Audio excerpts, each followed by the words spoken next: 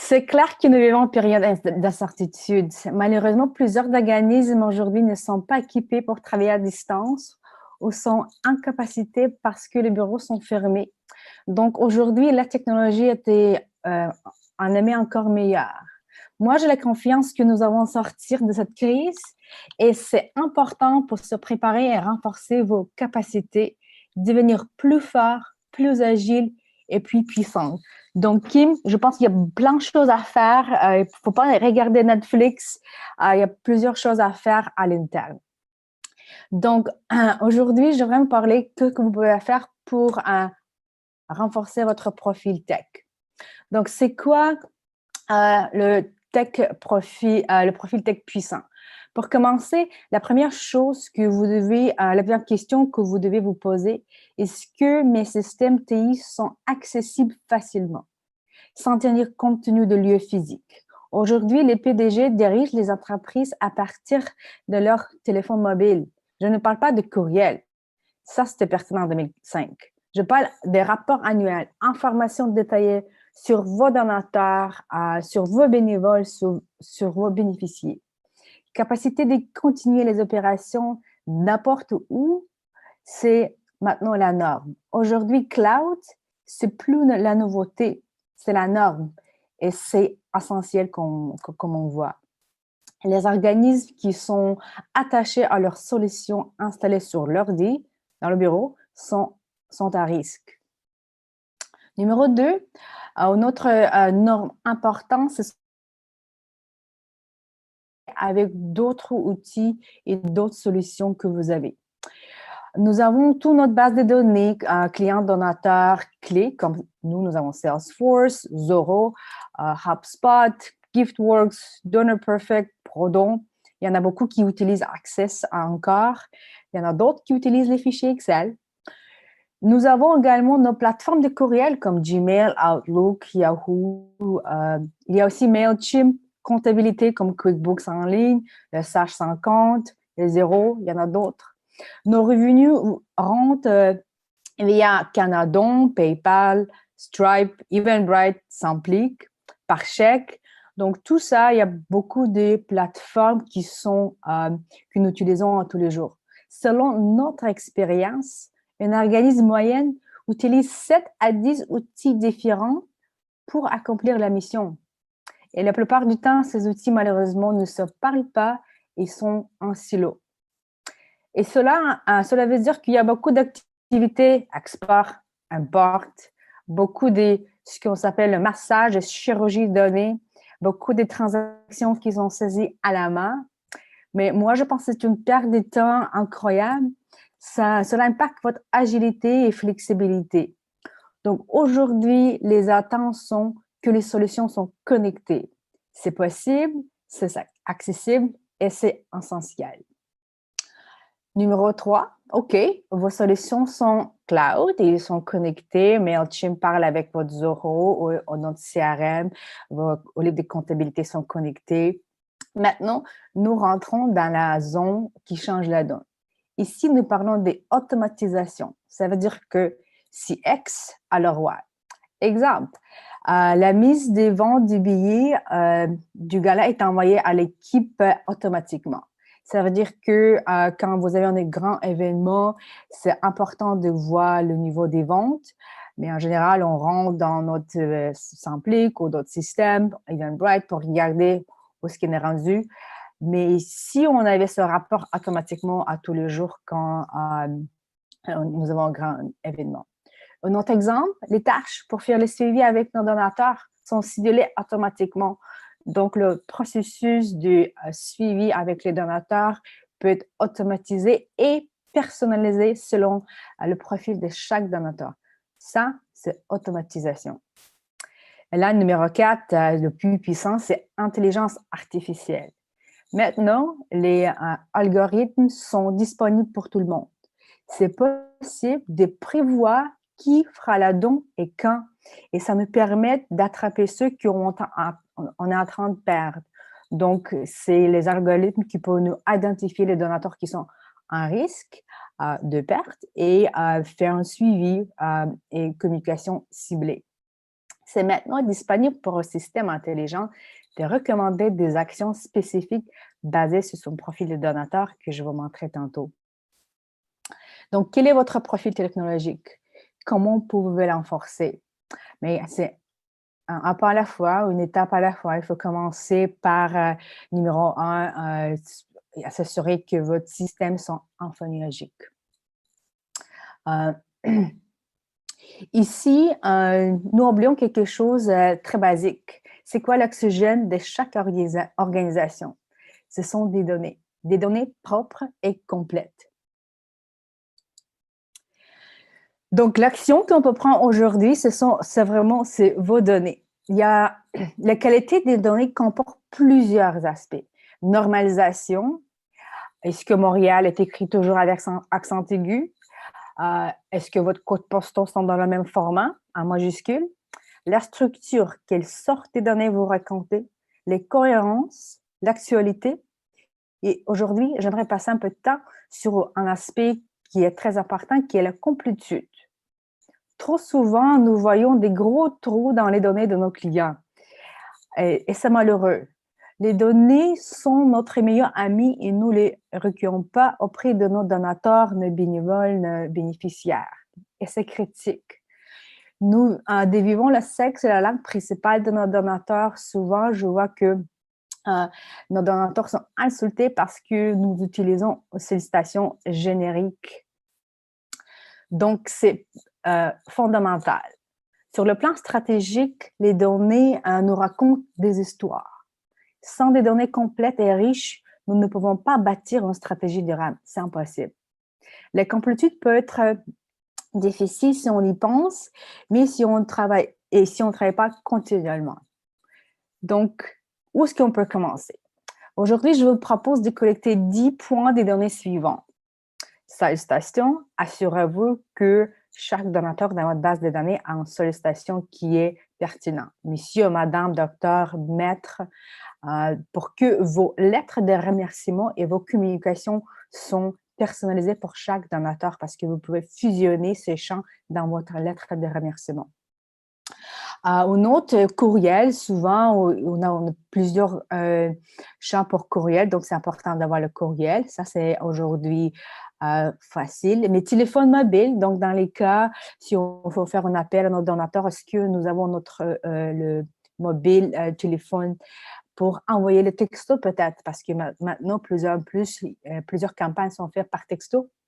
Est-ce que l'adresse de notre donateur est complète avec le code postal, la ville, le pays, Provence?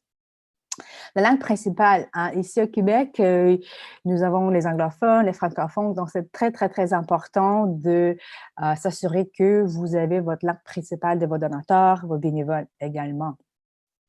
Le sexe, et souvent, nous avons des noms c'est pas difficile de devenir le sexe, donc on ne sait pas dans ce cas comment conjuguer nos lettres. Donc, c'est très important à comprendre si c'est une femme ou un homme ou autre. L'état civil, j'ai mis ça dans cette liste parce que nous voyons que l'état civil, c'est un des points qui est très important pour faire les prédictions qui va être un donateur fidélisé. Les intérêts, nous avons des clients qui, en fait, pour chaque donateur, posent une question: qu'est-ce qui vous intéresse plus? C'est le jeunesse ou c'est la sécurité alimentaire? Et dans ce cas, quand vous allez bâtir vos campagnes, vous pouvez personnaliser les campagnes pour chaque donateur selon leur intérêt. Nous, rôle, donc chaque contact ou chaque organisation de votre base de données doit avoir plusieurs rôles. Par exemple, un donateur peut être également un bénévole qui peut-être avant était un bénéficiaire. C'est un parcours qui est très intéressant à voir et analyser les rôles de tous vos gens dans votre organisation.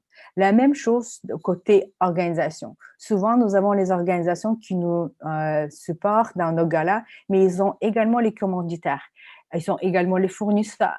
Est-ce que vous avez les données? Qui sont ces organisations qui portent plusieurs chapeaux? Un autre exemple, numéro 10, c'est la fréquence des communications préférées. Souvent, nous mettons tous nos donateurs dans le même bucket et envoie nos public postage et courriel à la même fréquence.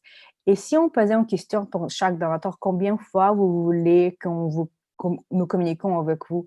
Nous avons une organisation qui pose cette question à leurs donateurs à tous les ans. Est-ce que vous recevez une infolettre à tous les trimestres ou seulement quand c'est Noël ou au plus souvent? Donc, si vous avez ces informations-là, vous avez déjà l'avantage. Ensuite, les doublons. Les doublons sont fatigants, sont frustrants, mais il faut, nous devons les gérer. Il n'y a pas de choix. Donc, comme nous avons maintenant le système ouvert, il y a des profils des donateurs qui s'ouvrent, qui se créent automatiquement dans plusieurs systèmes. Et ce qui est important ici, c'est vraiment d'avoir une stratégie. Avez-vous des règles de logique qui vous permet d'identifier vos doublons et un processus de fusionnement? Donc, vos systèmes devraient vous proposer une solution pour gérer ces aspects-là. Donc, lorsque vous complétez vos données, maîtrisez le fusionnement des contacts et organisations, pensez aux statistiques clés. Vous devez disposer des indicateurs suivants qui sont importants. Date du dernier don, jour depuis le dernier don, c'est quoi le don moyen, c'est quoi le don le plus grand, le don le plus petit, il y a combien de nombre de dons, il y a combien total des dons cette année, l'année dernière, et même j'ajoutais le don, ça fait 2 ans, et il y a combien années que le donateur nous donnait. Donc, ce sont les statistiques clés qui sont très importantes. Au niveau plus élémentaire, vous savez combien demander à chaque donateur utilisant ces statistiques. Je vous donne un exemple. Si mon don moyen est de 150 $, je ne devrais pas recevoir des sollicitations pour 50 $, parce que dans ce cas, vous laissez l'argent sur la table. Mais au contraire, si mon don moyen est de 10 $, je serai offensée si vous me demandez 100 $. Donc, si vous connaissez le niveau de chaque donateur, vous récoltez plus d'argent. Et ça veut dire que vous comprenez la situation de chaque donateur. Donc, vous dépensez votre énergie sur les donateurs qui s'engagent et ne la gaspillez pas avec ceux qui ne le font pas. Et vous le faites d'une manière intelligente. Ce que je dis, c'est peut-être pas la nouvelle pour plusieurs d'entre vous, vous le savez déjà, vous le savez déjà, et plusieurs d'entre vous le font. Mais aujourd'hui, je voudrais vous montrer comment on le fait dans Salesforce.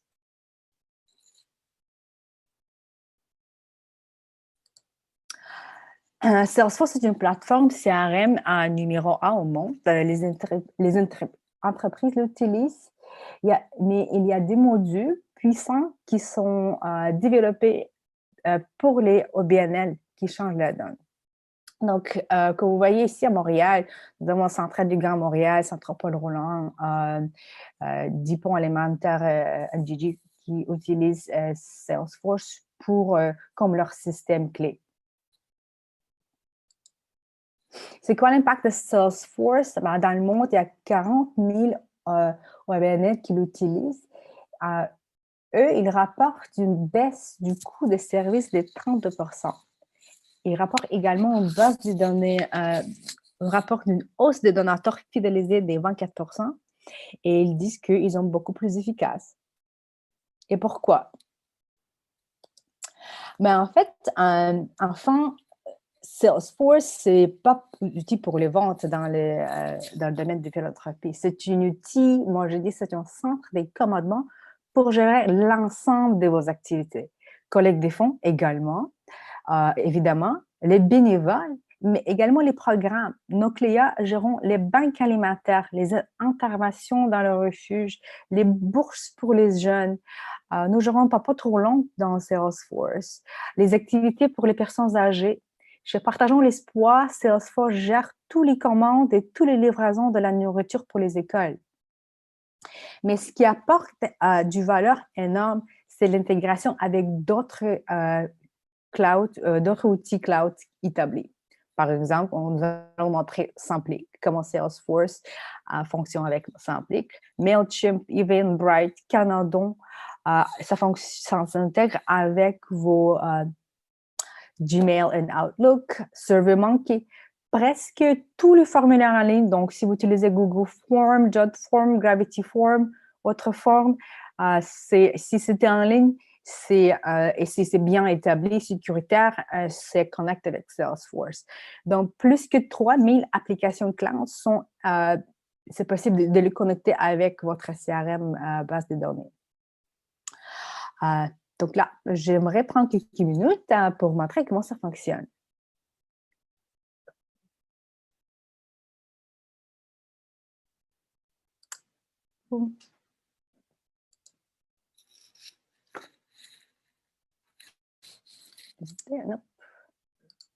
Et voilà. Bon, donc vous voyez, Salesforce est une solution cloud. Et voici notre... Juste j'ai mis l'écran, juste en... Bon. Voici notre système de démons. Donc ici, toutes les données sont fausses. Là, je suis rentrée dans notre tableau de bord qui est le battement de cœur de votre organisation. Ce tableau personnalisable pour chaque organisation et même pour chaque département. Et nous allons en revenir plus tard. Donc, j'aimerais commencer par vous parler d'intégration. Donc, voici notre page des dons Samplic que plusieurs de nos clients l'utilisent pour les dons en ligne. Donc, dès que le don est effectué ici en ligne, le processus d'intégration le pousse vers Salesforce et la transaction, le don est créé.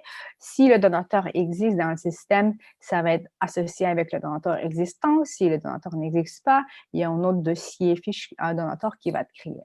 Je vous montre un exemple. Voici, je vais dans l'opportunité où tous les dons sont groupés. Et si je regarde un don ici qui est fait par Conseil Unaburo, c'est fait par Mitchell, mais c'est fait au nom du Conseil Unaburo et c'est via de la site web et c'était fait par Stripe et c'est vient de la Samplic.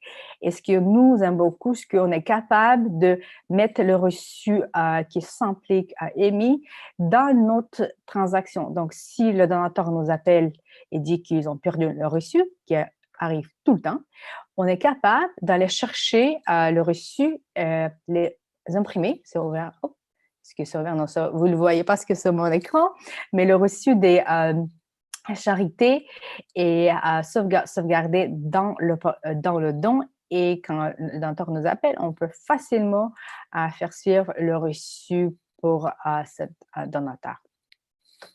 Bon, maintenant, je vais vraiment montrer rapidement, voici comment ça fonctionne dans Salesforce. Salesforce, c'est une plateforme connectée et la force, c'est les liens entre les dossiers.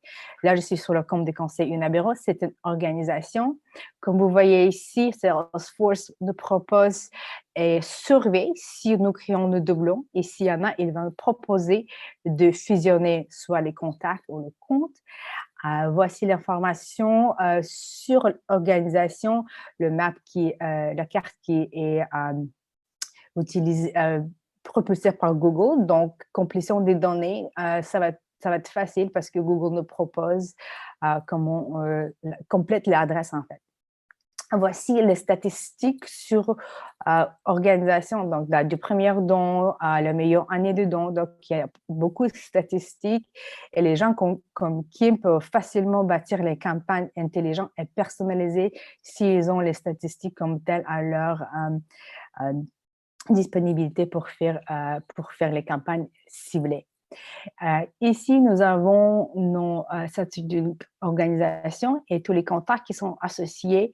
Les dons qui sont effectués sont toujours reliés à une fiche organisation et je peux suivre toujours les liens pour aller chercher et consulter d'autres dossiers. Donc, voici, je suis dans le compte de Mme Bouchard. Et comme vous voyez ici, j'ai les détails d'un contact et je vais vous montrer, comme on en a parlé tantôt, des qualités de données.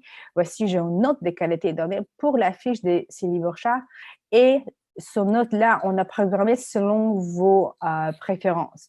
Par exemple, ici, j'ai une note de 100%, mais si je change et il me manque les sollicitations dans sa fiche de contact, ma note va baisser et vous allez voir comment ça va nous proposer que, on est rendu à 80 et il nous manque sollicitation. Donc, voici un système qui regarde et surveille vos données automatiquement pour vous dire, OK, il faut rentrer le sollicitation et notre, on va mettre madame. Et là, la fiche va être complète. Et on peut configurer surveiller plusieurs champs ici. Comme on a parlé tantôt, c'est important de voir c'est qui cette contact-là. Donc, dans ce cas, nous surveillons toujours est-ce que c'est un donateur ou c'est un bénévole. C'est possible qu'il en contact que joue plusieurs rôles. Voici les informations sur le contact, également la map. Voici les statistiques sur le don pour la personne également. Et souvent, je vous montre quelque chose. Nous utilisons ces statistiques pour bâtir les montants des sollicitations personnalisées. Comme vous voyez ici, nous avons mis un processus, en fait, un calcul en place pour recommander combien nous avons à mettre dans notre communication quand on fait une demande quand nous allons solliciter ce donateur. Voici ce que le système nous propose. Dans Salesforce, on est capable de suivre l'influence des donateurs. Ça veut dire que si nous avons un donateur qui ne peut-être donne peu ou pas beaucoup comme personne privée, mais super fait beaucoup de démarches comme un contact principal au nombre d'organisations, vous allez voir toutes les statistiques dans Influence. Donc, voici le fiche de Mme Bouchard avec nos notes du qualité de données. Voici également, nous surveillons s'il y a des doublons pour le contact. Et finalement, je vais vous montrer que Salesforce offre quelque chose de très intéressant pour pour ses clients. Et c'est un produit qui s'appelle Next Best Action. C'est proposé par intelligence artificielle. Donc, ce qu'on est capable de faire, selon le profil de donateur, on peut programmer et pour chaque donateur et l'action qu'il faut prendre. Donc, dans ce cas, comme Mme Bouchard a des montants importants comme donatrice, on peut envoyer un courriel personnalisé. Dans l'autre cas, le système va nous proposer pour inviter le donateur pour faire une visite ou juste envoyer un courriel générique. Donc, Salesforce va regarder le profil donateur et nous proposer les actions à prendre, qui est vraiment intéressant. Maintenant, j'aimerais vous montrer comment ça fonctionne restant sur le qualité des données. Dans Salesforce, nous avons plusieurs, en fait, nous avons les tableaux de bord et je vais vous montrer comment, quand on prend nos qualités de données au sérieux, ça a l'air à quoi.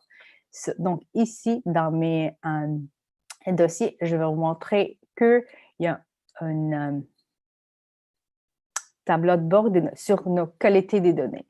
Donc, voici un tableau de bord qui nous montre c'est quoi les qualités des données de nos comptes, de nos contacts, de nos dons et qu'est-ce qu'il nous manque. Donc, si je regarde ici, je vois que il nous manque le titre et les sollicitations pour 101 fiches de donateurs et 34% de nos donateurs sont à assurance. Il nous manque ils sont tous corrects, donc ils sont à 100%. Et si même je veux aller plus en profondeur, je peux regarder c'est qui rentre les mauvaises données, en fait. Donc là, moi j'ai la meilleure score note ici. Donc, on peut cliquer sur le rapport qui est relié et voir c'est quelle fiche de donateur qu'il faut corriger. Donc, un rapport roule.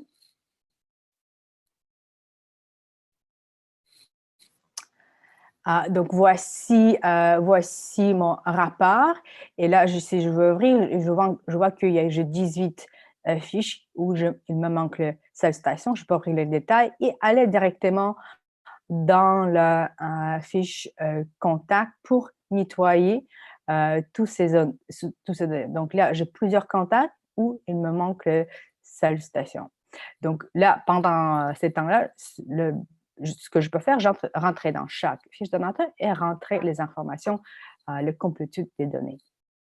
Une autre chose, je vais juste montrer les rapports et comment ça fonctionne. Les rapports, c'est quelque chose très important et Salesforce, par défaut, déjà mis plusieurs rapports pour les organismes à but non lucratif. Donc, le rapport les EVNL consultent souvent, c'est les contacts qui ont donné l'année dernière, mais pas malheureusement cette année.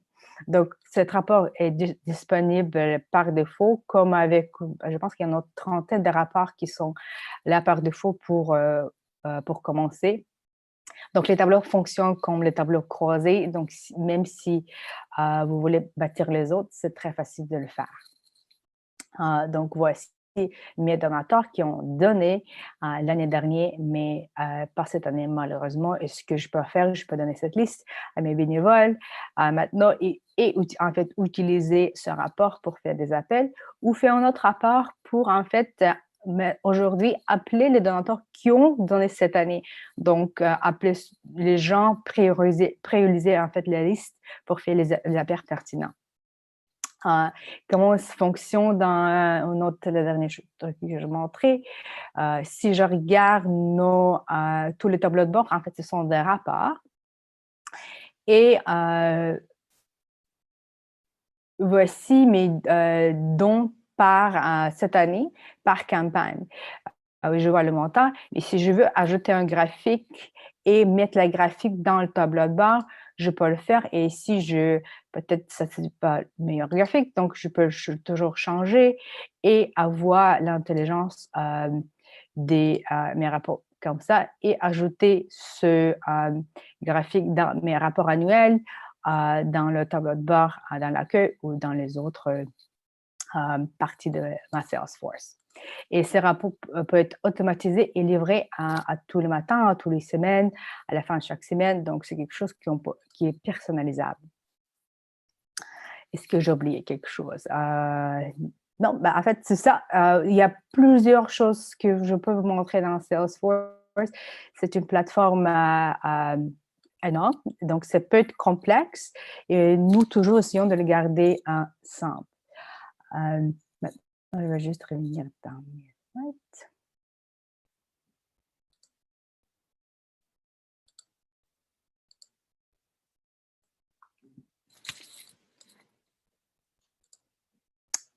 Qu'on a fait. Voici quelques de projets les organismes ici à Montréal qui utilisent Salesforce. Et les questions je pense qu'il y en a beaucoup sur le coup, combien on en a promis pour vous expliquer comment fonctionne Salesforce. En fait, les 10 licences de Salesforce sont gratuites pour les organismes de charité enregistrés avec Revenu Canada. Donc, le coût récurrent, c'est 0 pour les organismes. C'est 10 licences. Souvent, c'est suffisant. Si ce n'est pas suffisant, les organismes ont un discount de 80% sur les licences additionnelles. Salesforce, c'est une plateforme très, très chère. Il y a plusieurs des PME qui ils ne peuvent pas acheter cette plateforme parce que la valeur des 10 licences est à peu près 20 000 $ par année US. Donc, ça, c'est une subvention que vous pouvez obtenir comme organisme à but non lucratif. Implantation Salesforce avec un partenaire comme Unabureau, ça coûte entre 7 000 et 25 000. Tout dépend de votre projet. Donc, mais vous n'êtes pas obligé de faire ça avec partenaire. Certainement, le taux de succès est beaucoup plus élevé.